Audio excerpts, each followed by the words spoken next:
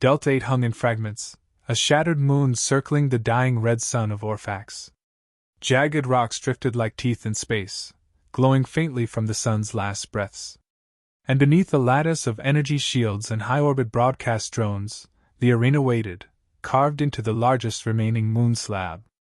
A battlefield born of politics and ancient bloodlust. At its center stood John Vyrek. Helmet under one arm, scarred exosuit dull in the light, he stared across the obsidian ground. His boots sank a fraction into the moon dust. He didn't move. Didn't blink. Didn't speak. Opposite him, the Growlitha's champion loomed, Vorkesh the Prime Cleaver.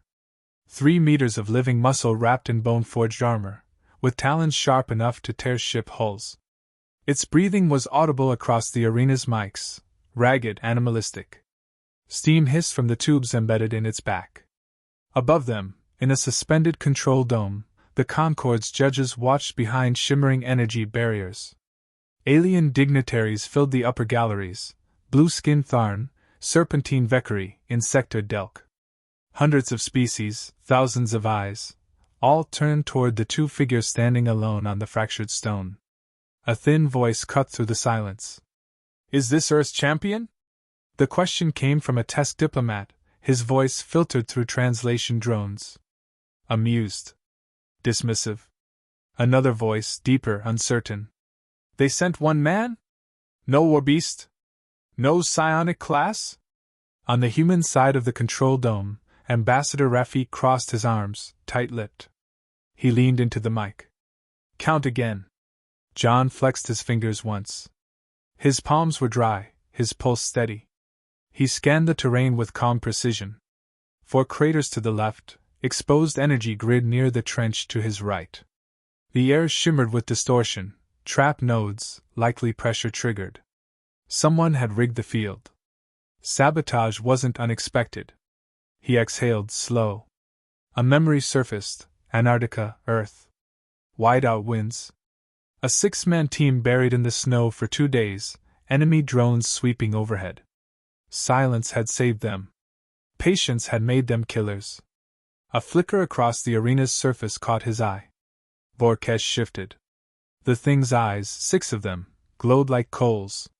It pounded one fist into the ground, the impact sending a tremor through the moonrock. "I've ended civilizations," the beast growled, voice thick with translators and its own guttural tongue. John just stared. The countdown began. 5, 6, 3. Inside the Concord dome, whispers turned to wagers. Across the galaxy, trillions watched, every screen tuned in. Earth's reputation had preceded it, but this? This felt suicidal. 2. Alien broadcasters spoke in 53 dialects at once. One broadcast team, a Vekari duo with compound eyes, leaned forward. "This is not combat doctrine," hissed one. "This is something else." 1. 0. Vorkesh surged forward like a collapsing wall, all claws and kinetic rage. It moved faster than it should have for something that size, launching itself into a loping sprint that shook the arena. Dust and gravel exploded in its wake. John stepped aside.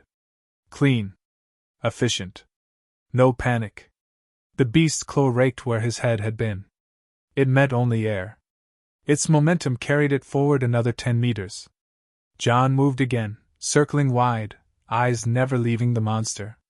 In the control room, Ambassador Rafik leaned closer. "He's testing its range." A young ensign frowned beside him. What? "He hasn't thrown a punch." "He will." The second charge came quicker. Vorkesh roared this time, a bellow that cracked a section of the wall. A sonic strike, not just for show. John's HUD flickered, recalibrated. He dropped low, rolled to the trench's edge. Heat signatures pulsed below, acid vapors boiling up from ruptured vents. Interesting. A half-second later, the beast was overhead. John timed the movement precisely. One grenade, magnetic-tipped, tossed without looking. It stuck to Vorkesh's inner thigh. The beast didn't notice. Its claws slammed down, missing again. He moved like smoke. No wasted steps. Always 2 moves ahead, The grenade went off, EMP burst localized. Just enough to short the hydraulic servos in the beast's right leg. It stumbled, roared in pain, and fell sideways into the trench. A hiss followed. Screams. Above, silence fell over the gallery. Some aliens leaned back. Others stood. A few checked their translators, unsure if they'd missed something. "He lured it," said one Concord tactician. "Into the vents." "Impossible," another muttered. "That trench was human mapped it on the fly." Ambassador Rafik let a small smile touch his face. Vorkesh climbed out, half its armor seared and cracked.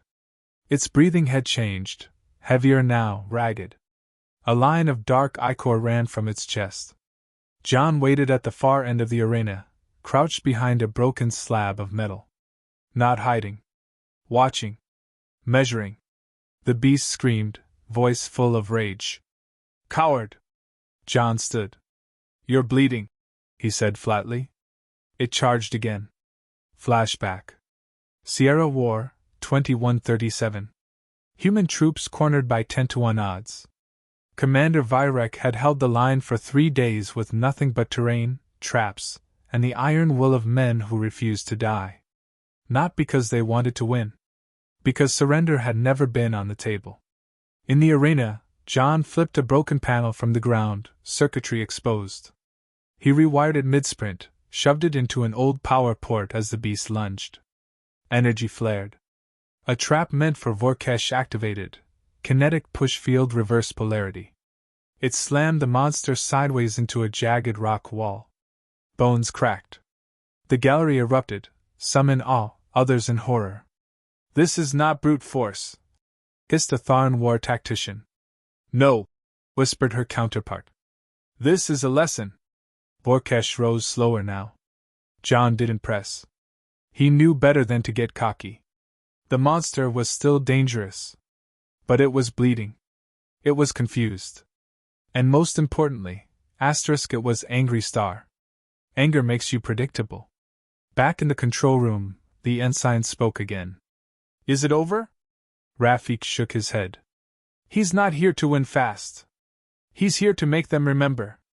John stepped forward, eyes locked on his enemy. "Round 2, he muttered. The beast's growl cracked stone. And in orbit above, across trillions of screens, the galaxy leaned closer, quiet now, breath held. The war wasn't over. It had just begun. Next? The trench hissed behind him, rising acid vapor curling like breath from an open wound. Virek moved without hesitation, boots silent on fractured stone.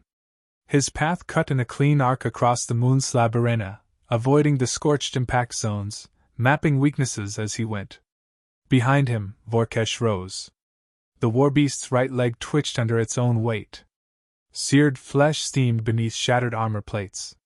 One of its 6 eyes had gone dark, ruptured from the impact against the wall. Its breathing sounded wrong now, wet, uneven. It had never expected resistance, let alone pain. Now it understood, this wasn't a duel. It was a hunt. Above the arena, in the Concord viewing chamber, panic crept in under the guise of silence. "Something's wrong," murmured Chancellor Valari of the Vekari. Her elongated skull twitched with unease. "Nothing is wrong," barked General Thrak of the Growlith. "Our prime cleaver is recalibrating. The human has tricks, but they are spent." Ambassador Rafik said nothing. His gaze stayed locked on Virek's silhouette. The human's body language hadn't changed. No swagger. No signs of triumph. Just measured, deliberate movement. "He's not finished," Rafik whispered. "He's only now begun." Down in the arena, Vorkesh slammed both fists into the ground and let out a guttural roar. The kinetic shockwave cracked the stone for 20 meters in all directions. A wall of debris shot toward Virek. He didn't flinch. Instead, he dropped low, let the stone ride over him, and rolled into cover behind a collapsed girder. His suit's HUD flashed, damage assessments, ambient pressure, magnetic interference. Everything confirmed what his instincts already told him. The field was rigged. Trap nodes weren't standard in neutral zone duels. Magnetic surges shouldn't be random. But they were here, and they weren't favoring him. Virek tapped a control node on his wrist and opened a private channel. The signal was encrypted, bouncing through layers of jamming tech. Delta Team, confirm sabotage? A pause. Then static cracked open to a whisper. Confirmed. Internal interference. Someone's rerouting power. Watching you fail. Keep eyes on the Concord delegates. Virek muttered. What of them wants this to end early? Another pause. Understood. Extraction plan? There won't be one, Virek said. Either I finish this, or they bury me here. Vorkesh came charging again. This time, Virek didn't dodge. He sprinted forward, closing the gap between man and monster in seconds. It caught the warbeast off guard. It raised its arm too late. Virek ducked, slid beneath its swipe, and slammed a modified shock mine into the exposed gap at the base of its ribs. The mine detonated half a second later. Blue-white electricity burst outward, grounding through the beast's massive frame. Vorkesh howled, a high, animal scream of pain. The shock overrode its muscle controls, locking joints, frying neural implants. Virek didn't wait for it to fall. He was already moving again, using the beast's moment of paralysis to plant 3 more explosives along its spine. Small charges, measured, surgical. Designed to maim, not kill. Yet. The crowd roared in confusion. Alien spectators leaned forward, unsure if what they were watching was strategy or madness. He had time to kill it, one Delk general rasped. Why didn't he? Rafik gave a thin smile. Because he wants them all to watch it suffer. Vorkesh dropped to one knee, its back scorched and twitching. Its breathing came in ragged gasps now. Rage burned in what eyes remained. You bleed too, it growled, pointing one clawed finger. Virek glanced down. A gash across his forearm, nothing major. He didn't reply. Instead, he moved again, faster than the cameras could follow. A blur of motion. He scaled the wall of the arena, reached a control relay embedded in the structure, and rewired it manually. Sparks flew. Systems rerouted. One of the Concord's magnetic pulse towers powered down. He just disabled their rigging advantage. Who gave them access to relay nodes? A Concord engineer shouted in the control dome. No one answered. Back on the battlefield, Vorkesh rose unsteadily. Its mouth was lined with blood now. Dark, thick, alien ichor. It looked at Virek not as prey now, but as a threat. It charged. No traps this time. No fancy tricks. Just raw, berserker force. The beast lunged into a tackle, slamming both fists down. The ground erupted. Virek vanished in the dust. Silence. The smoke cleared. Vorkesh stood panting, and then flinched. The blade pierced its calf from behind. Virek had gone under it, through the dust cloud, and struck with perfect timing. The knife dug deep. Not to kill. To cripple. The monster collapsed, one leg folding under it. Virek stood over it now. Not victorious. Not triumphant. Calculating. Tell me, he said, voice low. Did you volunteer for this? Vorkesh glared upward, pain in every breath. They made you. Built you. Called you perfect. The beast growled. You're not. He turned, walked 5 paces away, then stopped. The message was clear, get up. In the control chamber, Ambassador Rafik's voice broke the silence. This duel was meant to humiliate us. A Vekri diplomat replied bitterly. And instead you brought a nightmare. No, Rafik said. We brought a man. Vorkesh rose one last time. Blood dripped from its wounds. Its balance was shot.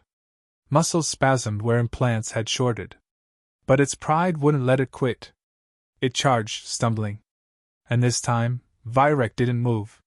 He waited. He let it come close. Let the beast commit. Then he pivoted, stepped in, and drove his elbow into its exposed throat, once, twice, 3 times. Fast. Precise. The final blow crushed its windpipe. The beast fell at his feet. Gasping, Vyrek knelt beside it. "I'm not your enemy," he whispered, "but I am their answer." Across the galaxy, every screen went silent. No applause. No roars. Just the image of a lone human, standing tall over what was supposed to be the galaxy's perfect killer. No weapons drawn. No words shouted. Just proof that Earth hadn't sent a soldier. They'd sent a message. 3. One-man army. Asterisk asterisk next? Chapter 3, One-man army. Word count \1000. Vorkesh twitched once, then stilled. The arena fell silent. No cheers. No movement. Just the low hum of the field stabilizers and the distant crackle of dying fires. John Vyrek stood over the corpse, no triumph in his posture, no emotion on his face. His suit was scorched and cut, the right pauldron missing. Dust and blood smeared across his neck, but his breathing remained calm. He looked up at the hovering Concorde cameras. His gaze met the galaxy. Then, without a word, he walked away. In the Concorde control dome, chaos had fractured into stunned silence. Chancellor Valari sat frozen, her translator stuttering. He disabled the prime cleaver. Alone. With improvised ordnance and terrain awareness, Rafik interrupted coolly. And tactical foresight. And restraint. General Thrax's claws drummed against the table. His lip curled. He had the kill. Why didn't he execute it immediately? Rafik's gaze was flat. Because he wanted you to watch. Across the dome, analysts scrambled to interpret what had just unfolded. Footage replayed on internal screens, frame by frame. Not one mistake. Every step deliberate. Every movement calculated to humiliate the Concorde's arrogance without ever saying a word. He dismantled your weapon, Rafik said quietly. Now imagine what 10 of him could do. Down in the arena, Vyrek reached the extraction ramp, retracted until now. It hissed open, unfolding toward him from beneath the judge's dome. He didn't hesitate. He stepped onto the lift and ascended slowly, leaving behind the blood-stained stone and the cracked ground that had almost become his grave. Inside the chamber, aides and engineers backed away as he stepped through the blast doors. His presence didn't demand respect. It demanded stillness. Status? He asked one technician. The woman swallowed. Vitals normal. Your oxygen feed's running dry, though. Don't need it. Rafik appeared beside him. John! Vyrek paused. Still standing. You made your point. Did I? He said, wiping grime from his forehead. They'll call it luck. They'll rebuild the next one stronger. Maybe, Rafik said. But they won't forget this. An hour later, the Concorde Council convened in a secured broadcast session, an emergency meeting triggered by Vyrek's victory. Valari's image flickered on the central hollow. Earth violated neutrality. Rafik responded instantly. No laws were broken. The arena's rigging, however, is another matter. Thrax snarled. You dare accuse us? Don't waste your threats. Rafik cut in. We know you spiked the field. Power relays don't fail by accident. But even with the deck stacked, you lost. He leaned forward slightly. You gambled on fear. And found something worse. Back on Earth, broadcasts replayed the fight with brutal clarity. Military tacticians dissected Vyrek's movements. Kids wore imitation exosuits in the streets. Recruitment numbers surged overnight. The message had spread. Humanity wasn't just surviving. It was ascending. And the galaxy was watching. Vyrek stood in silence as his armor was peeled away by Deccan drones. His body was a map of old battles, scar lines, burn marks, a half-healed break at the collarbone. But his eyes were sharp. Steady. A voice chimed through the intercom. Private comm request. Secured. From Terran Command. He nodded. A screen lit up. General Harker appeared, stone-faced and steel-eyed. You sent a message, she said. Did they receive it? Loud and clear. Harker said. We're already seeing shifts in Concord movement. Trade partners are pulling back. Border patrols are testing our colonies. You lit a fire. They started the fire. I didn't say it was a bad thing. Somewhere deep in Concord territory, Groloth warlords convened. Vorkesh's death had wounded more than pride, it had exposed weakness. Their breeding programs would begin again. Virek's movements would be analyzed. His DNA would be requested. But no amount of mimicry could replicate the choices he made. Not the calculations. Not the restraint. Not the quiet message that said, "We could have ended more than one monster today." At a diplomatic summit weeks later, a Tharn emissary pulled Rafik aside. "That soldier," the alien said carefully. "Was he your best?" Rafik smiled faintly. "No." The Tharn hesitated. "How many more like him does Earth have?" Rafik looked across the stars. "Enough." In the quiet of his private quarters, Virek sat on the edge of a steel bunk. The lights were low. A tin mug of water rested on the table beside him. He stared at it for a long time. Then he reached into his chest pocket and pulled out a faded photo. 6 soldiers. All younger. All smiling. All dead. He set it down gently. They hadn't died for medals. Or for glory. They'd died so someone like him could still be standing. So Earth could earn a place in the stars without bowing. He wasn't the hero. He was the reminder. Somewhere far from the warfront, a child on a mining colony watched the footage again. The moment Virek disabled the beast. The way he moved. The silence before the final blow. Her father shook his head behind her. "Why do you keep watching that?" She didn't look away from the screen. "Because he didn't yell. Or pose. He just did it." The father sighed. "That's what soldiers do." The girl replied quietly. "No. That's what humans do." In hidden chambers, empires recalculated risk. They adjusted charts. They built new weapons. They plotted. But none of them slept well. Because no matter how powerful their armies, how vast their fleets, how old their empires, they had seen what one man could do. And they all asked the same question. What happens if Earth ever sends more? End of chapter 3, 1000 words. Would you like a title card design, a book cover prompt, or continue this as a series?